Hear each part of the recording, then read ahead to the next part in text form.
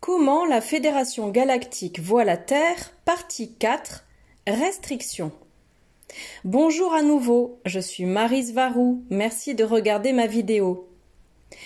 Je dois vous demander de bien vouloir regarder toutes mes vidéos sur la Fédération avant d'émettre la moindre conclusion sur mon opinion et ma position sur cette question, car j'expose des points que personne d'autre n'ose dire.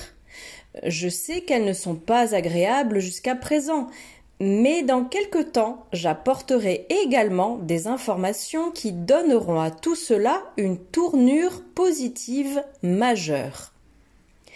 Je ne veux pas trop en dire pour l'instant sur ce tournant important, mais ce que je peux vous dire maintenant, c'est que je sais qu'il y a plusieurs niveaux dans la fédération et pas seulement des niveaux politiques ou juridictionnels, comme je l'ai décrit dans ma vidéo précédente, où j'ai parlé de la structure interne de la fédération.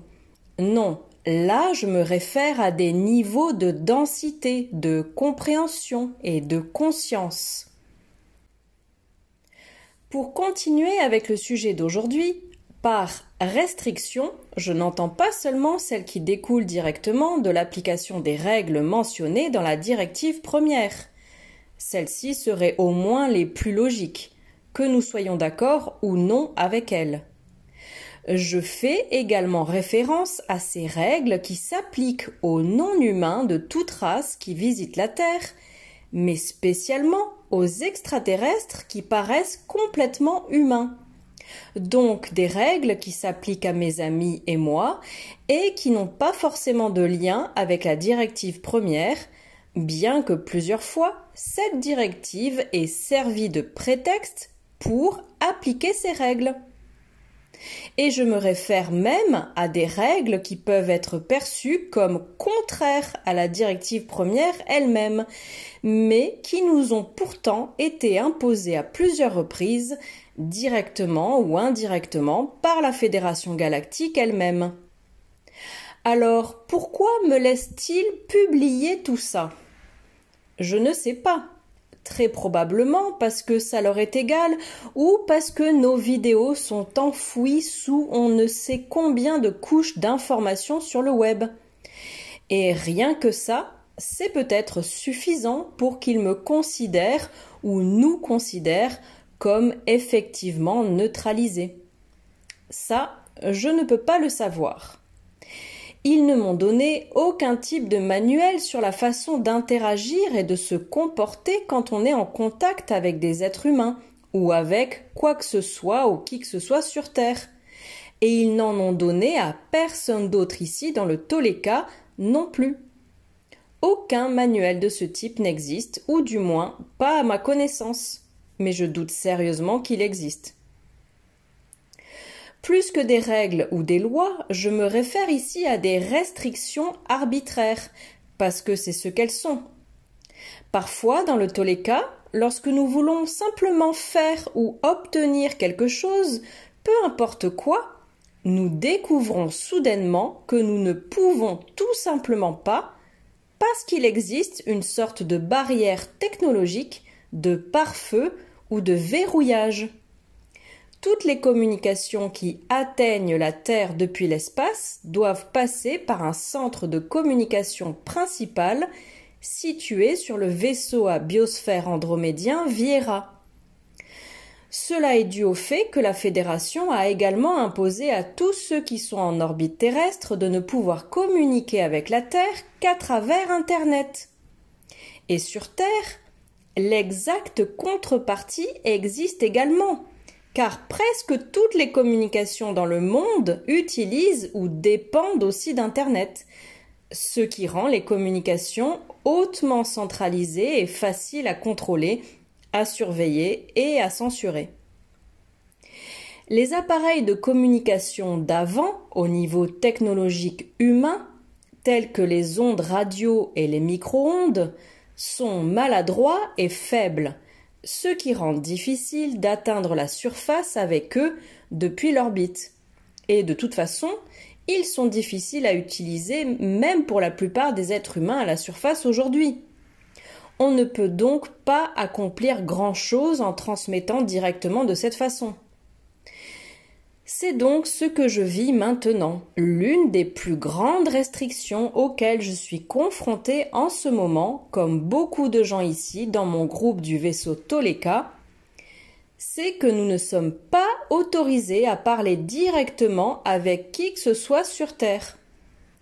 Nous pouvons taper sur un clavier, mais nous n'avons pas le droit de vous parler avec notre voix et aucune vidéo où l'on apparaîtrait n'est possible non plus.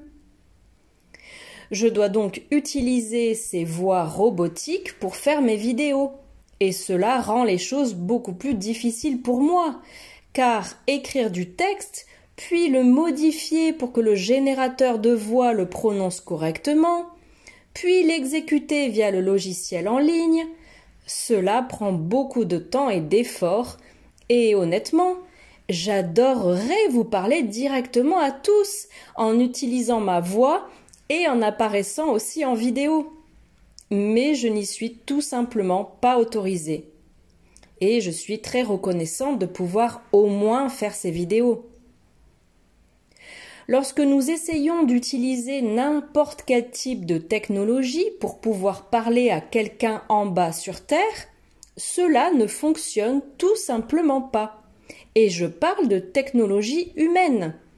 Alors que techniquement, nous devrions pouvoir parler sans qu'aucun autre son ne soit mélangé à notre voix, comme dans ces voix artificielles, et être entendu par n'importe qui sur Terre, puisque cela resterait dans le cadre des règles clairement définies dans la directive première, c'est-à-dire la partie où il est stipulé que pour communiquer avec des humains, nous ne sommes pas autorisés à utiliser des appareils technologiques plus évolués que ceux que l'on trouve sur Terre.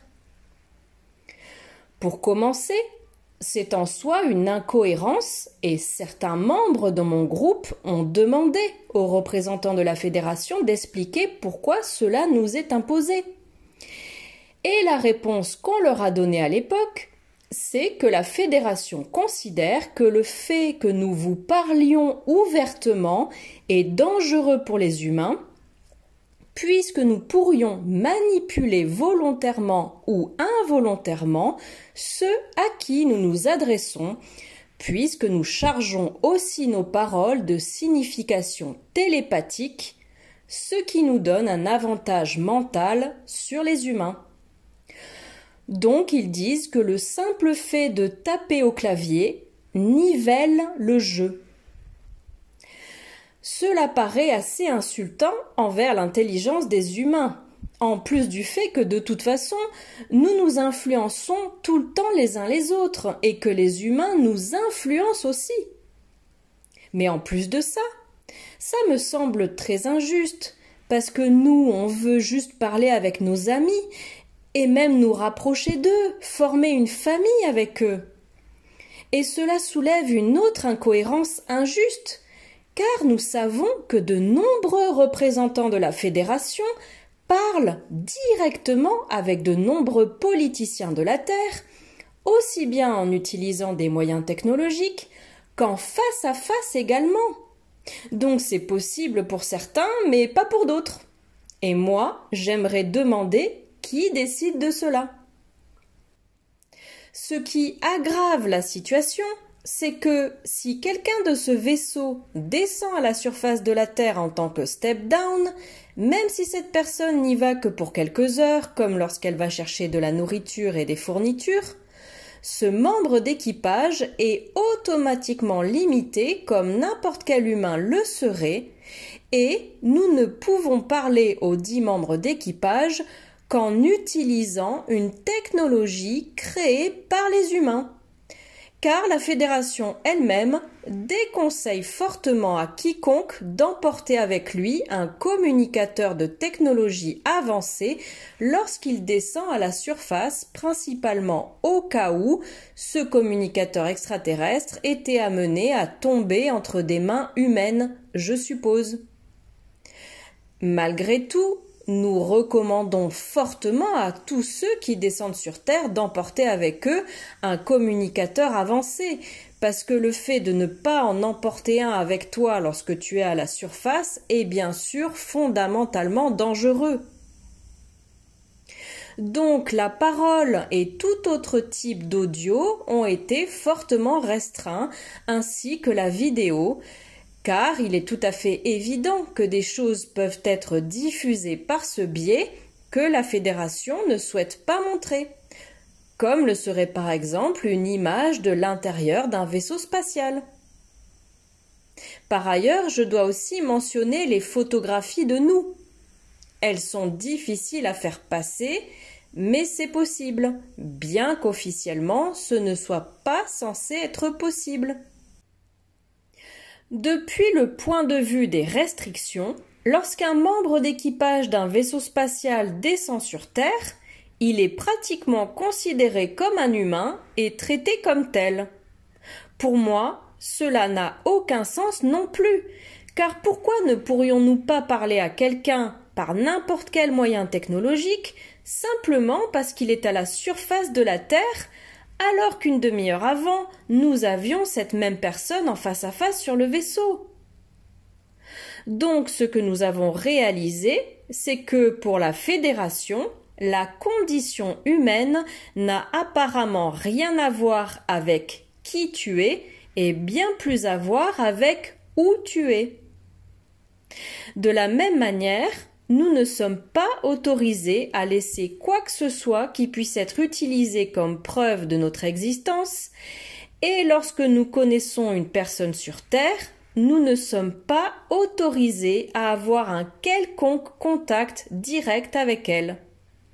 Mais nous sommes autorisés à être en contact avec des personnes qui ne savent pas qui nous sommes, par exemple des vendeurs dans des magasins et des étrangers dans la rue. Et cela me brise le cœur. Il me semble que ce concept est très matérialiste et cruel et n'est pas éthiquement ou spirituellement avancé. Alors que toutes ces restrictions illogiques nous sont imposées à nous, ainsi qu'à de nombreuses autres races stellaires qui ressemblent totalement aux humains, comme les Antariens ou les Centauriens, d'autres races douteuses, dont certaines ne sont même pas membres de la Fédération, sont autorisées à errer en orbite terrestre avec leurs vaisseaux et on les laisse ouvertement faire ce qu'elles veulent sans les contrôler. Ce qui peut inclure toutes sortes d'atrocités, par exemple des enlèvements et des abductions, aussi bien sur les humains que sur les extraterrestres en step-down, ces derniers étant 100 fois plus fréquemment victimes de ces choses-là. Selon la Fédération, ces races qui errent sur Terre librement sont censées être contenues à l'intérieur des ceintures de Van Allen et sont donc considérées comme faisant partie de la matrice 3D de la Terre, et c'est pourquoi elles sont autorisées à errer librement, parce qu'elles servent une sorte d'objectif de maintenance de la matrice elle-même, y compris pour la population humaine. Un exemple de race qui tomberait dans cette catégorie serait certains types de races reptiliennes, les êtres vivants dans l'intraterre et certaines espèces de petits gris, puisqu'on dit que ce sont les jardiniers de la Terre, car ils sont chargés de modifier et de corriger l'ADN endommagé des personnes qu'ils abductent pour le bénéfice de ces dernières, afin qu'elles puissent réaliser leur plan de vie avec efficacité, comme cela a été dit par mes prédécesseurs. Ces petits gris ne sont pas des autochtones de la Terre et ils sont autorisés à aller et venir à leur guise. D'ailleurs, je dois souligner qu'il existe au moins 165 variantes de ces extraterrestres petits gris. Quant aux reptiliens, la Fédération les considère comme des autochtones de la Terre, car ils étaient sur la planète bien avant l'arrivée des premiers humains stellaires. Le problème que je vois avec cet argument, c'est que la définition de l'humain n'est pas claire non plus, car pour autant que je sache, il y avait déjà des néandertaliens sur Terre bien avant que les premiers humains stellaires, les Lyriens, ne débarquent sur Terre. Quant aux hommes de Cro-Magnon, ce n'est pas bien expliqué non plus, et il est presque impossible de les situer dans un cadre temporel vérifié par rapport aux reptiliens. Il n'y a tout simplement pas assez de données disponibles. Dans tous les cas, c'est la raison officielle pour laquelle la Fédération laisse ces autres groupes de races stellaires faire ce qu'ils veulent, ou du moins en apparence. Parce qu'on suppose qu'eux aussi sont soumis à leurs propres règles et régulations, imposées sur eux par la Fédération aussi, mais différentes de celles qui sont imposées aux visiteurs non humains d'ici. Un autre point qui ne nous est pas expliqué est ce qui est lié au traité entre ces races douteuses et certains gouvernements terrestres. Les informations dont je dispose à ce sujet sont très peu nombreuses et peuvent même être contradictoires, mais cela pourrait également faire l'objet d'une future vidéo. Tout cela montre clairement que la Fédération veut et a besoin de garder la Terre et sa matrice 3D exactement comme elles sont, comme s'il fallait laisser toute la situation suivre son cours. Et ils ont besoin que les races stellaires qui ne se conforment pas ou qui ne sont pas d'accord avec eux se mettent en retrait, car nous pourrions perturber le statu quo de manière défavorable. Le problème est qu'ils ne nous disent pas pourquoi. Il n'y a tout simplement pas assez de communication. Ils nous font spéculer tout le temps. Et rien que ça, c'est contraire à l'éthique, car il nous oblige à tirer des conclusions qui sont franchement assez laides. La Fédération continue d'affirmer que nous avons le droit d'être ici et que nous avons le droit d'exprimer nos opinions et même de participer au Conseil par rapport à ce qu'il se passe sur Terre. Mais en réalité, ils nous maintiennent dans le flou. Et on dirait plutôt qu'ils nous distraient, pendant que de leur côté, ils font aller savoir quoi. Par exemple, pour en revenir à la directive première, la plupart du temps, il semble qu'ils l'appliquent à certaines personnes, mais pas à d'autres, et sans logique ni éthique. On dirait qu'ils l'utilisent seulement comme une excuse pour imposer des restrictions à d'autres races stellaires quand ils pensent que c'est opportun. Ce ne sont là que quelques-unes des restrictions qu'ils nous imposent à nous et aux autres races stellaires autour de la Terre. Bientôt, je partagerai plus d'informations et plus de données. Merci d'avoir regardé ma vidéo. Avec beaucoup d'affection, je vous embrasse fort. Maryse Varou.